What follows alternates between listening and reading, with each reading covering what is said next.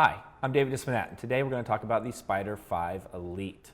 Now, the first couple minutes, I'm going to go over the differences between their Express version, their Pro version, and their Elite version. Now, I have the Elite version, so I've never used the Express or the Pro version, but I did write down some notes to talk about them a little bit to give you guys kind of an idea if it's something that you may be interested in or something that you can actually use. Just real quickly, what these Spyder5s do is they calibrate your monitors to get proper color calibration within your monitors so that when you do editing, you're actually getting true color, you're getting true depth of color, so that you actually get the right edits. If your monitor is way off, your edit may look really, really good to your monitor, or it may not look that good. And that's where the Spyder comes in, and it helps you calibrate it so that you're able to get really good color. As well, it's going to help with print. So if you do a lot of printing, you're a wedding photographer, a portrait photographer, you do a lot of high fashion stuff for your printing stuff for clients or yourself, you want to be able to get very solid, good color. And this is going to help you calibrate your monitors or laptop to get that color. So before we dive in, just a quick thing. I'm actually going to do a walkthrough using the Elite software with the Spyder5 Elite, and I will kind of explain some stuff. And I'm sure some of that stuff will also work with the Express and Pro. Now, granted, the Elite's going to have the most options because it is the nicest ones they have as far as customization goes. So let's just talk a little bit before we dive into how to actually do it once we have the software on our desktop computer or laptop. Let's talk a little bit about the differences between the three of them. So the Spyder Express is, for me, they don't really say this on their website, but in my opinion, from what I've read about it, it's really for a hobbyist. It has 4 basic steps that it goes through and it calibrates. So it's not going to give you a lot of the extra settings that you're going to maybe want if you're a professional photographer or you do a lot of printing. So I mean, these are the big differences as far as the Express, Pro, and Elite. Think of the Express as for really a hobbyist, someone that color is important, but it's not end all be all. It's not like I have to have this color perfect for my clients or for work. It's for someone that shoots, that wants to be better. Now, it doesn't mean you can't go out and get a Pro or an Elite if that's where you want to go with it. But you don't have to spend that extra money if you don't want to. But I highly suggest that just about anybody that does any creativity out there, and that goes for graphic designers, anybody that needs good color when they're doing work with their computers, you should at least have an Express version, and you should at least be calibrating your monitor once a month. And that's another thing I should mention is that your monitors are going to change throughout the month just a little bit. So you're going to want to change them, or you're going to want to calibrate them at least once a month. And it will set up a reminder for you and let you know when it's time to calibrate, and then you can go through and do your calibration, and you're probably going to see a slight difference each month. So the Express for me is more of a hobbyist thing. Someone that maybe does basic graphic design, goes out and shoots landscapes, but isn't really trying to make money at it, doesn't have a large client base, doesn't do a lot of printing. The Express is probably going to do the job for you. Next is going to be the Pro version. Now, the Pro is more for the professional photographer where printing's a little more important, color's a little bit more important. I think it's going to work great for people that work in the studio that really need to get exact color on skin. Skin's really, really big when you're doing headshots or high fashion in your studio because you need to be able to go through and clean all that up, and you need it to be very accurate. Now, this is something that I've never really taken serious till probably the last 2 or 3 months. I've been doing a lot more studio work. I've watched a lot of tutorials by like Lindsay Adler. I don't know if you guys know who she is. Fantastic headshot photographer and like high fashion. So through her videos, I've really learned how important calibration is for your photography. So you have the Pro version. You got some more customizations, or you're able to customize the settings more when you're using the Spyder5. Then you have what's called the Elite version. This is what I've got, and this is going to be great for people that do videography, that use projectors, that need very accurate color for printing, and then really need that extra couple percent when it comes to color calibration and those extra functions and settings that you don't have on the Express and the Pro. So I'm really happy with the Elite. Now, granted, it takes 10, 15 minutes to go through and calibrate my screen, but it's not too bad. So again, you want to recalibrate every month if you have one of these. And let me just run through the list, make sure I kind of hit all the important things. When calibrating for, and we're going to talk a little bit about this when we're running through the software, but when calibrating for photography, you want to look at 120 CDM2. And we're going to talk about getting that set up when you're doing your calibration and how to actually go in and set up that. That has to do with kind of the brightness of your screen to make sure that your color is as accurate as possible. Surprisingly, you don't want your screen to be as bright as possible. Your screen is actually going to be a little bit dimmer than you would normally think it needs to be to get those accurate colors. I never knew that. I actually had to talk to one of their technicians and he explained it to me, and it was quite interesting. So also, there's this little light meter. We're going to talk a little bit about that, and I'll do a close-up of that, and we'll talk why you want to make sure that this light meter is, mainly you just want to make sure that when you're doing your calibration that the light meter is, you're not blocking or something. So if you're like holding it up to the screen to help calibrate it, try to figure out a way to where you could set your Spyder and in a way that you're not blocking that. And of course, you want to be in a room that's really as dark as possible, in my opinion. So when I did the calibration for my PC computer, what I did is I turned off all the lights, and I decided, because I have a lot of windows, as you can see, I've got 2 windows right here. I've got a bunch more windows back there in the office. So during the day, the colors are just a mess. Then I've got these fluorescent lights above me. So what I did is I waited till nighttime. I turned off all my lights, and I then connected the Spyder5ELITE to my desktop monitor. That way it was as dark as possible and I could get the most accurate color. Also for monitors, because it may dangle out a little bit, so when you're putting the Spyder Pro, and let's see if I can kind of show you this, and you've got it sitting on your screen, right? And if your monitor kind of sits up like this, it may come out a little bit. So what I did is, and I actually have a video, I'm going to show it to you right now, but mainly what I did is I tilted the monitor back and just held it in place and then set the Spyder on it, and making sure I wasn't blocking, again, that light meter right here. I wasn't blocking that. And it's for the room light. It's called a room light monitor, I guess. It's the room light monitor meter, and I hope I'm saying that right. But so mainly you don't want to block that. So what I did is I kind of just bent back my monitor, because it's a big 27-inch monitor, and I bent that, just kind of pushed it back, and then let it sit there, and then it ran through its calibration. As you can see in the little clip that I just showed you, it's dark, and I wanted it to be as dark as possible when I did that. So now what we're going to do is we're going to actually boot up the software. I'm going to use screen capture software, and we're going to walk you through setting up the Elite, or I'm sure the Express and Pro are going to have similar settings. Granted, I'm going to have more options than you might with the Express or Pro. If you guys have any questions, feel free to message below or email me at mediaunlocked101@gmail.com. I will do my best to help you through this. I know that this tutorial is going to be a little monotone. I don't know how to make it exciting when it comes to this kind of stuff, because this is a tool, and I want to teach you how to use your tool properly, because you need this tool to really take your photography to the next level, in my opinion.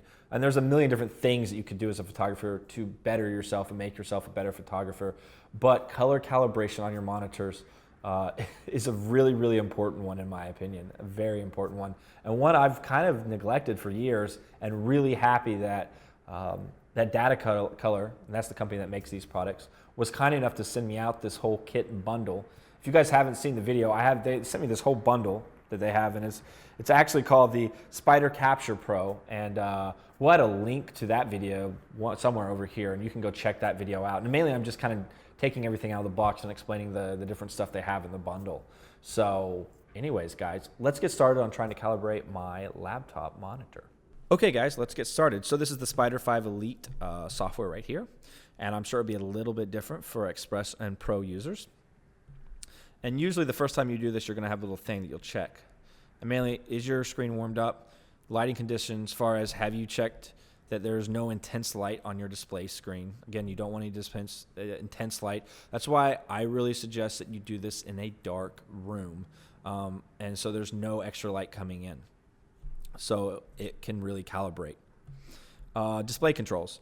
Mainly, you just need to go and reset your display back to factory reset. or kind of go through reset contrast to default settings, set the color temperature to 6500 or equivalent, adjust the brightness level and adjust the brightness level to the level at which you are comfortable. Again, we're going to talk about brightness level a little bit later as we're doing this. And then make sure your Spyder's connected. We're going to hit next. So we have a step-by-step assistance, studio match, expert console. So it provides all controls on a single screen. Again, we're going to do the step-by-step assistance. Let's keep this easy and simple. And the step-by-step assistance is what I use, and it's going to be able to calibrate your screen just fine. So this is where the screen that will pop up, and this is as far as just getting your calibration settings set the way you want to. Now, I don't know if you have advanced settings in the Pro or Express version. I'm going to recalibrate this since I've already calibrated it once. I'm guessing this would say calibrate the first time you do it. I don't remember what it said the first time I actually calibrated it. I'm going to leave it on the Gamma 2.2 recommended because this is what it's recommended. The 65K recommended. Again, this is what they recommend. I'm going to definitely do that. And then I did talk to one of the guys over at Data Color, very helpful people over there, by the way. And he suggested 120 is what you want your brightness set up to, especially if you're doing multiple screens. You want to make sure you get these settings on both of your monitors correctly. So you have even color balance and calibration on each monitor. 120 for photography and 180 for videography, for video editing. So I do more photography editing than I do video editing, and 120 works great for video editing for me. So I'm going to leave it at 120, and then I'm going to go to advanced settings. And this may be clicked to off or recommended. So from what I understand how this works, and it says it right here, assist in choosing appropriate screen brightness and room lighting. He suggested that when I was doing the two monitors and trying to get them both to calibrate together that I turn this on. So I'm not going to dive too deep in this because I don't actually 100% understand what that means, but I think what it means is if you're going to use the same room lighting a lot or similar lighting a lot, that it's going to help calibrate it for that specific lighting, because you do have that light meter on your Spyder5 Elite or Pro or Express.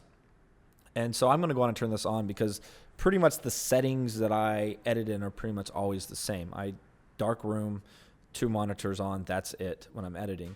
Now, granted, I'm actually got all my lights on right now in the studio because I actually want my calibration to be off so you guys can see the difference once we've walked you through this whole process. And then gray balance calibration. I clicked, so you have faster recommended. I don't mind taking a few extra minutes. I want to get better calibration, so I went on and clicked better. We're going to hit next. Make sure you have no intense light directly falling on your display screen. Again, not really worried about that because I'm going to go back and recalibrate this in the dark later on after this video. But you guys should be worried. Make sure you don't have any direct light coming down on it. So I'm going to, it has the accepted recommended settings, but I'm going to do keep the settings that you selected. These are the settings that I picked. And so like it recommends 200 CDM2 and a white point of 65. After talking to the guys over at Data Color, 120 seemed to be where I wanted to be at. So that's where I'm going to keep those settings. So hit next. So now I need to place my Spyder on the screen. Again, the nice thing about a laptop is that I'm able to actually, and you guys of course can't see this, but I'm actually able to move the screen so Spyder5 sits right in this little diagram. And then I'm just going to click next. So now it's going to go through the measuring process, and we'll probably skip through some of this. I'm just going to talk about a few things. One, you're going to want to recalibrate this every month. Your screens, as they get older, they lose, I think, the color calibration gets out of whack, or it actually loses some of the color depth over the years. And so it's going to need to go in and recalibrate it so that your color is as accurate as possible as you use it. So I do have a warning set up, and this is something when you first set up the software and you're putting in your serial number and all that, that it gives you that option. And so I have it set up to notify me every month, and then I'm going to go through and recalibrate these every single month is the idea. So I'm going to do my laptop and in both my 27-inch HP desktop screens. And the nice thing is it's going to let me know that every month, so I don't have to mentally be like, oh, I need to calibrate. Again, you want to you don't want any direct light going on to this. So again, I really am just saying, focus on trying to be in a dark room when you're doing this. Okay, so now we've hit, mainly this is where you're going to calibrate the brightness of your screen. And the first time I did this, I got really confused and I didn't do it right, and my calibration was all whacked out afterwards. And I'm just going to click over here. I'm going to click OK because I'm going to explain pretty much what this is talking about. But you want to get within 4% of the target value. The target value is 120 CDM2. So I've got my screen maxed out right now. As you guys can see, it's as bright as possible, right? So I know that I think I need to go down 1, 2, 3, 4, and this is going to get me within 4%. So I'm going to hit update, and now you're going to see the target and the current change. So this is currently at 260. My target is 120. It just changed to 133, right? So what happens if I go down, let's say one more? I think it goes down to 118. So I'm not going to be able to get, or 113. I can't remember, to be precise. So we'll see. 109. So 109 puts me 11 away. And then if we go up a brightness, 134 puts me 14 away. So it's, according to this, it's within, adjust the brightness control until the current value is within 4% of the target value. So I have the option to pick 134, or we'll do an update, 109. So technically, the 109 is going to be a better calibration, but I kind of like that little extra brightness, but we'll keep it at 109 for now. Okay, so it's updated. It's as close as I can get it, so I can't. And maybe there's a program out there that allows you to adjust your brightness even more finely. But with the Mac laptops, you just have these guys. So I know I'm 5 away from my brightest. So if I hit 1, 2, 3, 4, 5. Hold on, let me make sure I did that right. 1, 2, 3, 4, 5. And we'll hit update just to make sure that's right. And maybe it's 6 away. So when I'm editing photos, oh, wow. So it changed actually a little bit doing that. Let's try that again. 1, 2, 3, 4, 5, and we'll see if it changes again. And it also might have changed because of the way it's the brightness of the screen. So now it's at 110. So awesome. So I'm like 10 away now. So once we've done that, we've updated it. We just want to hit continue, and then it's going to go through this process and finish it out. And I'm just going to kind of leave it alone and do its thing. And I'm going to pause this video. I will come back once it's finished. These are the only things that you're going to have to worry about settings-wise once this process is started, is doing that option, is going through and making sure you change your brightness. So again, if it gives you that little dialogue is going to pop up when you're doing your calibration. And that means you need to change the brightness of your screen to try to get as close as possible to that 120 CD M2. So we'll be right back. Okay, so once you finish, you're going to get this screen, and my screen color is completely out of whack right now. One of the reasons is when it was calibrating, I went to pause the screen capture, which jumped in front of the Spyder5ELITE, and that really threw the color off. But that's okay, because I'm going to go back and recalibrate it, and you guys now know how to properly calibrate it. So again, you need to kind of follow those steps that I gave of how to properly calibrate it, or you're going to get a your color is going to be way off. So, and it's going to throw your calibration off. So I'm not going to save this. Actually, I think I have to save it. So we'll save it as no good. Okay. And then it will set up a reminder after 1 month, and click save. And once it's saved, we're going to hit next. And there we go. So this is, if you're looking at the calibration, so mainly we can switch. This is the difference between the two. So again, this is the calibration, preview your new display. And so mainly what you can do is you can jump between the two. And then we can look at the calibrated view and non-calibrated. And so I'm going to go back and recalibrate it again. But so you can actually see the difference. This is the calibrated view. This is the uncalibrated view. Once we've done that, we can hit next. and we can take a look at the percentage of information that your monitor can actually grasp. So Adobe RGB, it gets 77% of Adobe RGB, NTSC 73% of that, and 100% of sRGB. Now again, guys, if you're shooting with your DSLR or any camera that you're able to switch your color space, you want to be shooting in Adobe RGB, because that's going to give you the largest amount of color information, so that when you take your picture, you're getting the most color information in RAW, allowing you to do the best job of getting the best possible edit. If you're shooting in sRGB, you're not getting nearly as much color. I mean, this is the color spectrum of sRGB. This is the color spectrum of Adobe RGB. Look how much extra information you got there. You're losing that information if you aren't using Adobe RGB. And then once we're done, we're going to hit quit. And there we go. We're finished. So guys, hopefully this helped you out. I got to go back and recalibrate this now in the dark and get all my colors back to where they need to be.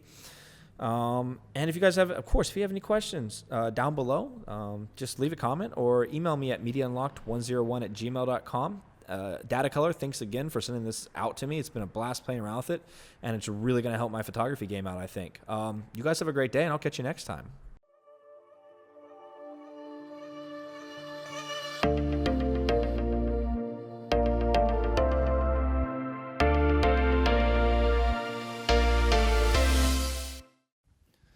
Hey guys, if you'd like to check out our website where we have all kinds of fun and exciting blogs, videos, and extra information that isn't on our YouTube page, click right here.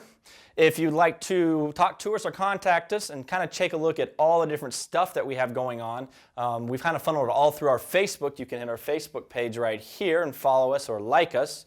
Now, if you like to look at cool pictures and behind the scenes stuff, we do that on Instagram right here. So go on and follow us on Instagram. And of course, we got our cute little bird right here, Mr. Twitter, and you can follow us as we do our short tweets.